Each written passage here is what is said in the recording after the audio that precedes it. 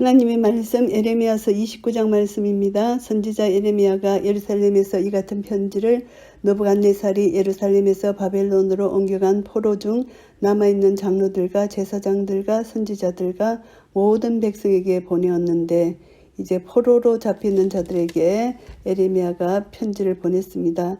때는 언제냐 하면은 여고니아 왕과 국모와 환관들과 및 유다와 예루살렘 방백들과 목공들과 철공들이 예루살렘에서 떠난 후라, 이런 때인데, 유다 왕 시드기야가 바벨론으로 보내어 바벨론 왕 느부갓네살에게로 가게 한 사반의 아들 엘리사와 힐기야의 아들 그마리아의 손에 의탁하였더라. 일러스되 이들의 손에 의탁해서 이제 편지를 보냈는데, 만군의 여호와 이스라엘의 하나님, 내가 예루살렘에서 바벨론으로 사로잡혀 가게 한 모든 포로에게 이같이 이르노라. 이제 하나님 말씀을 편지로 써서 보냅니다.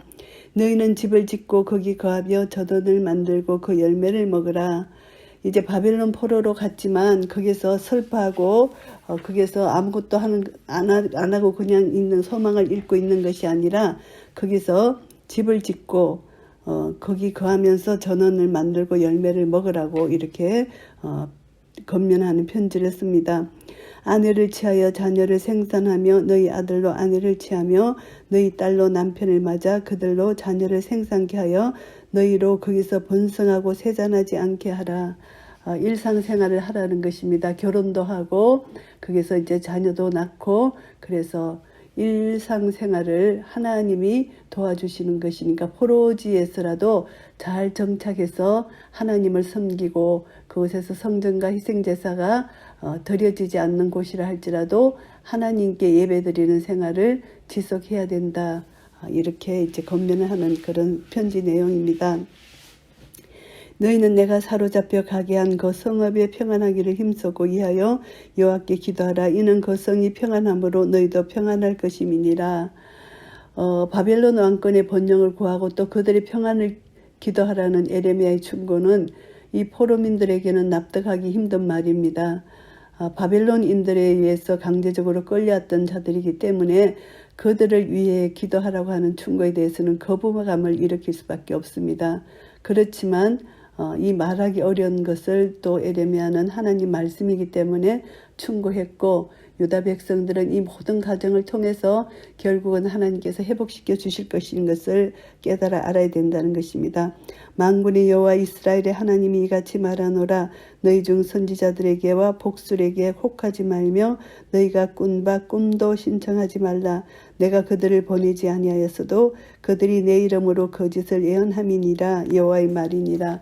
거짓 선지자들이 거짓 예언을 했습니다. 그러니까 이제 반바벨론 정책을 써서 너희들은 절대 그들에게 굴복하지 말고 하나님이 곧 회복시켜 주시니까 2년 안에 회복시켜 주시니까 이 거짓 선지자가 이제 너희들은 그때를 기다리라 거짓을 예언했다는 것이죠. 그러니까 그것이 아니고 70년이 되어야만 너희들이 회복되니까 거기서 하나님이 주신 그 계획 하에서 하나님 뜻 안에서 그곳에서 평안히 안식하며 살아라. 물론 노예로 갔고 포로 생활이지만 그 가운데서도 하나님이 주신 안식을 누리고 살아라, 이런 말씀입니다. 나 여호와가 이같이 말하노라. 바벨론에서 70년이 차면 내가 너희를 건고하고 나의 선한 말을 너희에게 실행하여 너희를 이곳으로 돌아오게 하리라.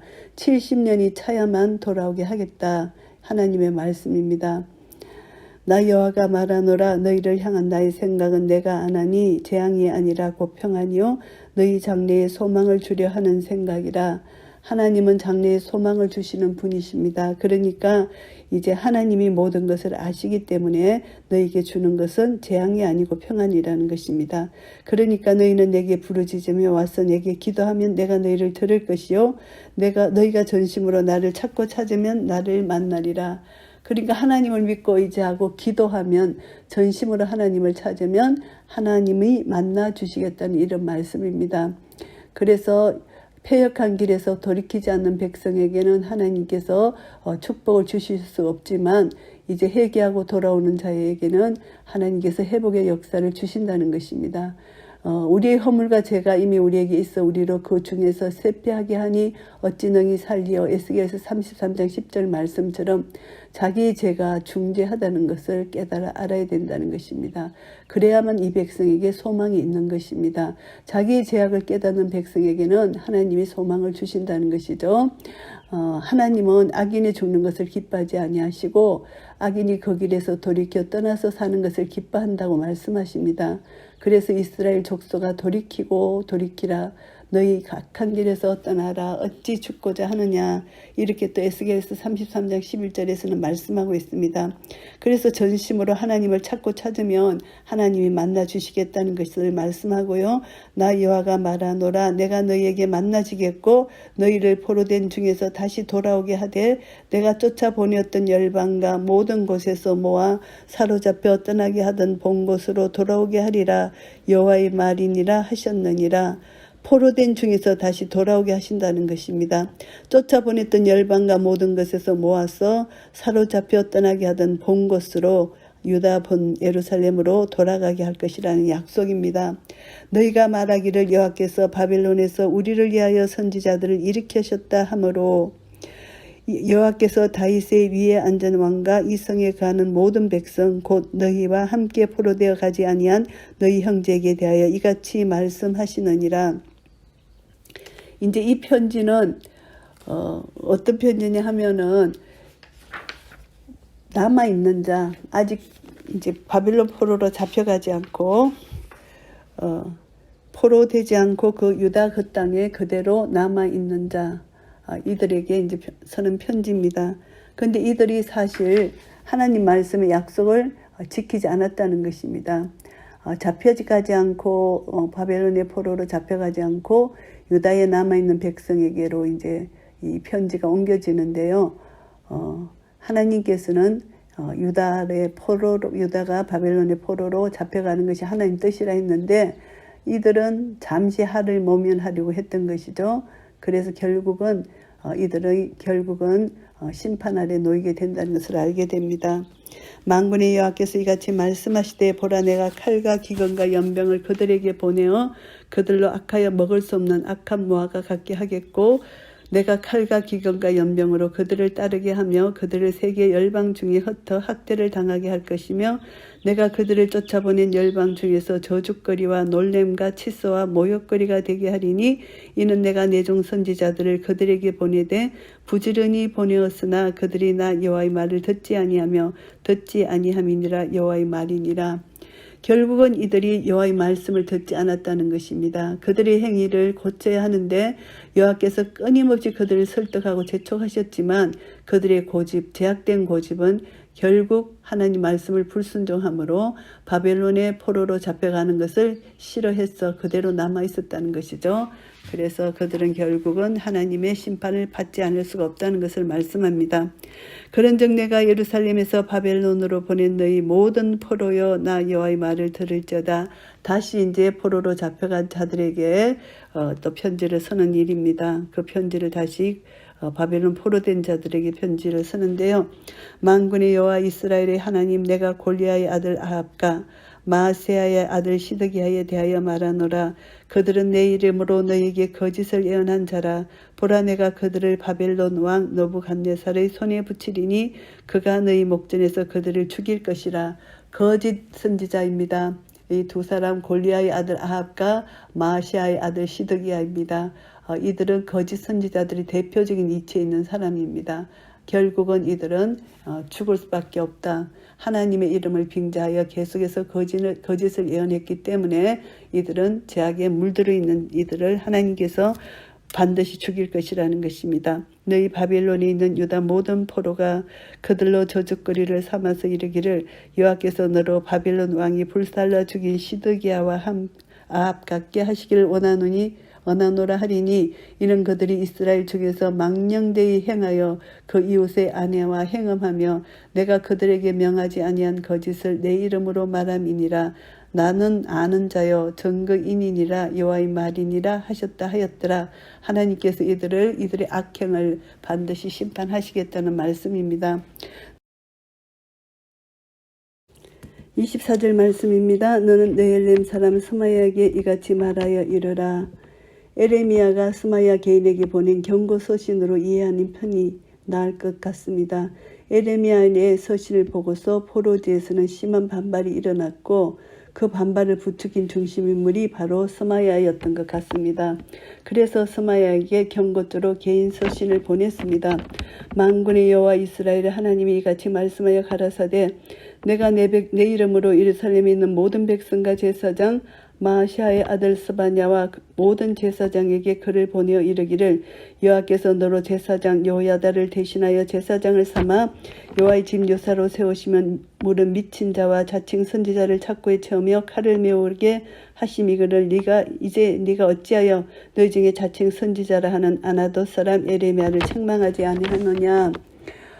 이 스마야는 마치 여호와의 말씀을 대언하는 것처럼 자기를 가장해서 이렇게 편지를 썼다는 것입니다. 그래서 그것을 보면은 이제 에레미야를 이제 거짓 선지자니까 에레미야는 미친 자니까 자칭 선지자니까 착고에 채워서 칼을 씌워야 한다, 죽여야 한다 이렇게 이제 제사장 스바냐에게 스마야가 말을 했다는 것입니다.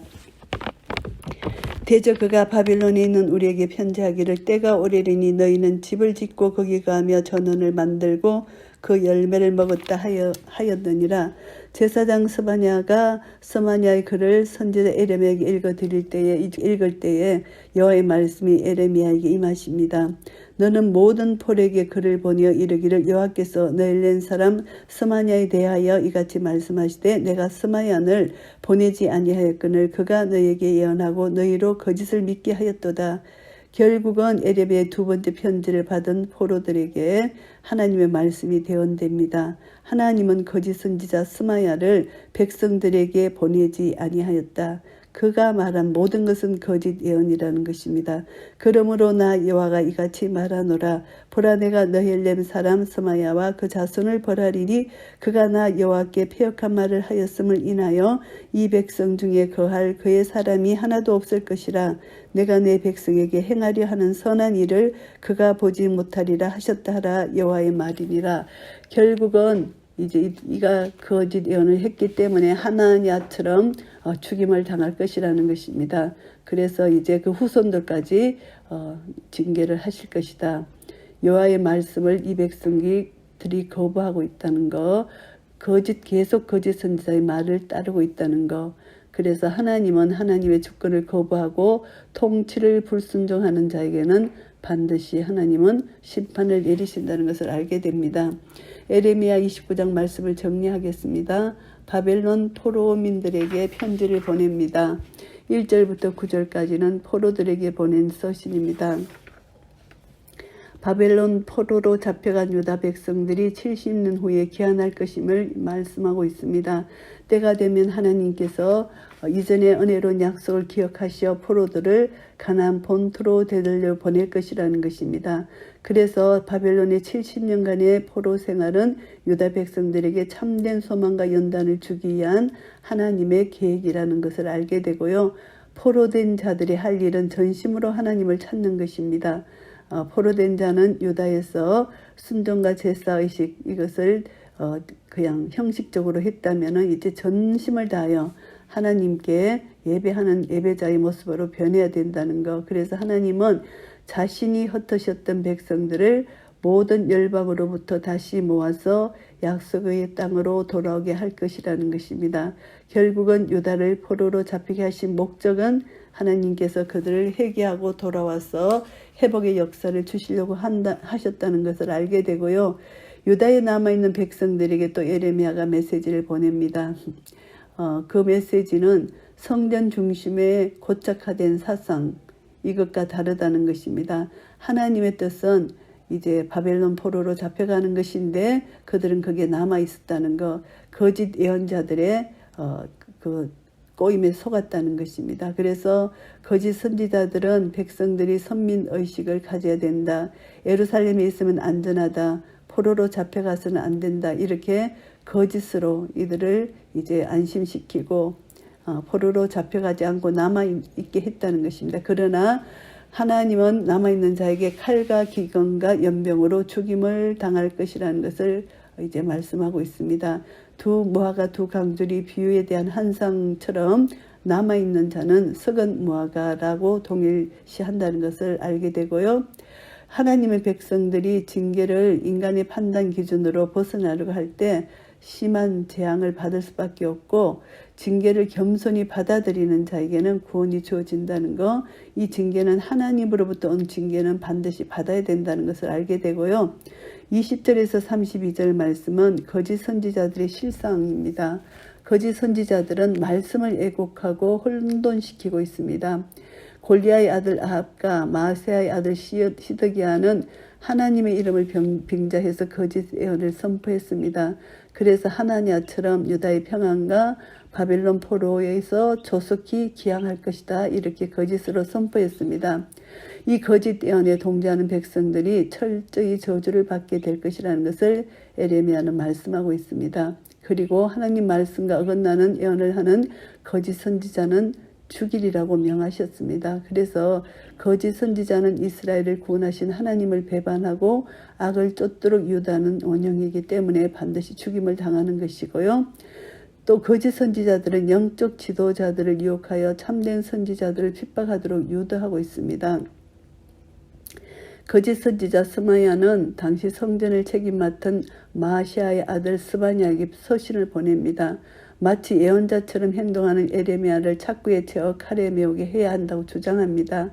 스마야는 에레미야가 포로들에게 보낸 첫 번째 편지의 내용을 증거로 삼아서 에레미야는 반드시 징계를 받아야 된다고 고소했습니다. 그러나 스바냐는 에레미야의 선지자로서의 권위를 받아들이고 스마야의 모함을 그대로 전했습니다. 이때 에레미야는 두 번째 편지를 이제 보내어서 백성들에게 보내어서 하나님의 예언에 대해서 이제 말씀을 합니다. 하나님의 약속에 참여하지 못할 것이다. 스마야와 그 가족들이 결국 스마야의 악한 시도는 실패했고 도리어 멸망했다, 이것을 말씀하고요. 하나님 말씀은 어떤 인간도 방해할 수가 없다. 결국은 성취된다는 것입니다. 그래서 우리는 이 말씀을 통해서 하나님의 백성들도 영적으로 무감각해지면 하나님의 이름을 빙자하여 다른 사람을 위협하고 공포로 몰아넣을 수 있다는 사실을 깨달아 알아야 됩니다. 우리는 모든 위기 상황을 이제 하나님이 다 알고 계시기 때문에 하나님이 통치하시고 다스리시는 분이시기 때문에 신실한 자들은 결국 하나님의 말씀을 따르는 자들이고 하나님 말씀을 따르는 자들만이 승리할 수 있다는 것입니다.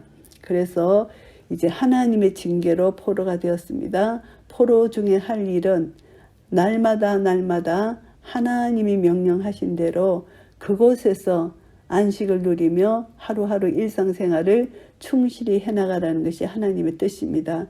포로 생활 중에 하나님은 70년 후에 기한시켜 주실 것이기 때문에 그것을 소망하며 지금 이 고난 가운데 완전히 회개하고 하나님의 하나님 되심을 알도록 훈련하는 그런 기간입니다. 그런데 이 고난을 통과하기 싫어서 잠시 고난을 피해가려고 하는 것은 바로 썩은 무화과 열매처럼 그렇게 하나님은 완전히 그들을 심판하시겠다는 그런 말씀이잖아요.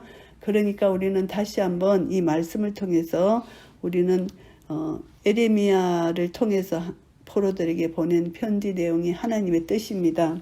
하나님은 포로 중에 있는 그 이스라엘 유다 백성들에게 소망을 주십니다. 그곳에서 하나님이 포로 귀환시킬 때까지 하나님 말씀이 소망이고 약속이고, 그래서 하나님은 결국은 평안과 소망을 주기 위해 하신 하나님이시니까 하나님을 끝까지 신뢰하고, 하나님은 평안과 소망을 주려 하시는 분이니까 하나님께 부르짖고 하나님께 기도하면 하나님께서 들으실 것이고 전심으로 하나님을 찾으면 하나님을 만날 것이다. 이렇게 하나님이 다시 한번 소망을 주시는 말씀입니다. 70년 동안 너희들은 포로지에서 평안을 힘쓰고 여호와께 기도하고 그 성이 평안하기를 기도하라는 것입니다. 그런데 참 행하기가 힘든 이런 명령을 내렸습니다. 그러나 하나님 말씀은 진리이기 때문에 말씀대로 순종하는 자에게 복이 있습니다. 거기서 집을 짓고 거기서 거하며 거기서 밭을 만들고 열매를 먹는, 그리고 결혼을 해서 자녀를 생산하고 번성하고 세잔하지 않게 계속 하나님의 백성들이 영육 간의 이 풍성함으로 나아갈 때 하나님 나라가 확장되는 것입니다.